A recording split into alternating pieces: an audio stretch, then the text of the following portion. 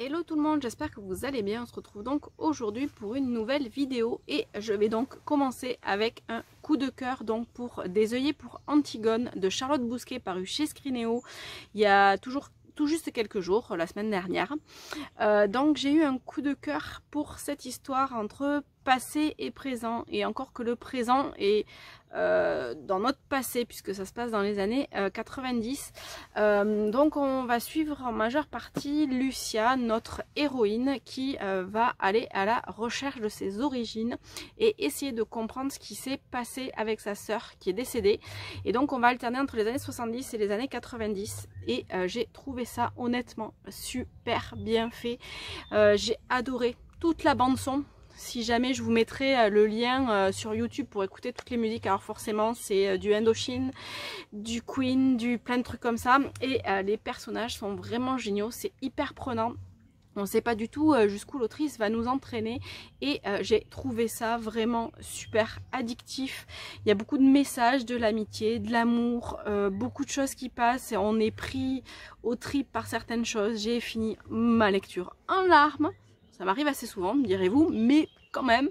Et j'ai trouvé ça vraiment magnifique. Donc n'hésitez pas, foncez, ce roman est juste génialissime.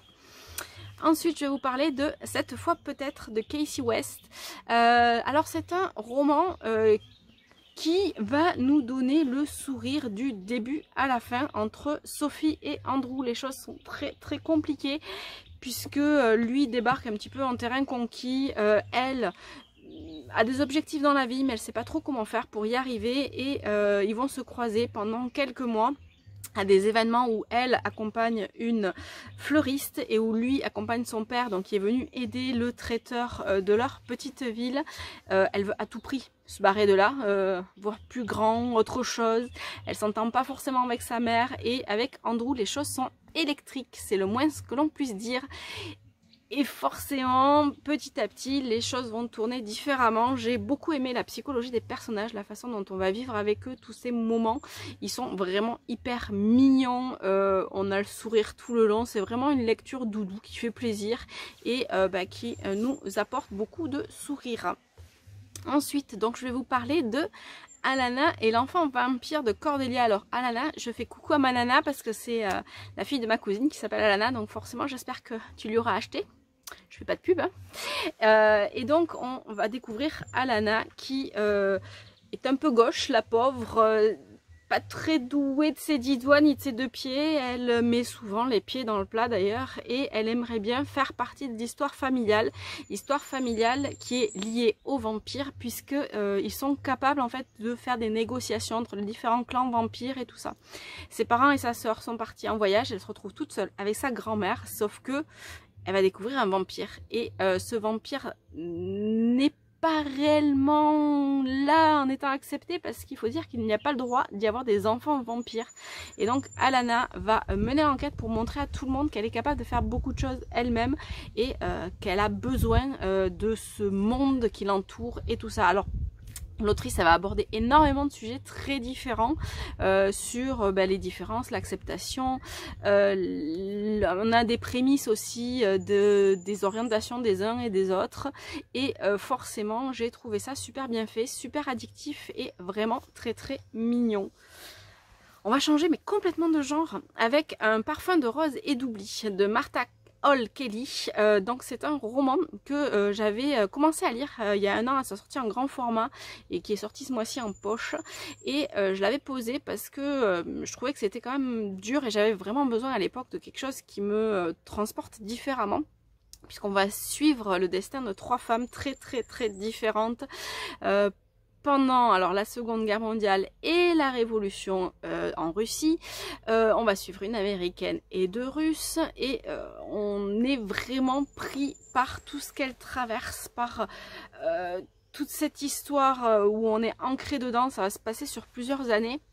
Elles vont toutes commettre des choses plus ou moins répréhensibles. Alors il y en a 2 que j'ai particulièrement aimé, une où j'ai eu plus de mal, mais parce que même si on comprend ce qu'elle veut faire, elle n'est pas forcément hyper agréable et c'est un roman qui m'a donné envie en fait de me renseigner davantage sur toute cette période, sur la Première Guerre mondiale et aussi sur la Révolution en Russie, et j'ai trouvé ça vraiment super intéressant.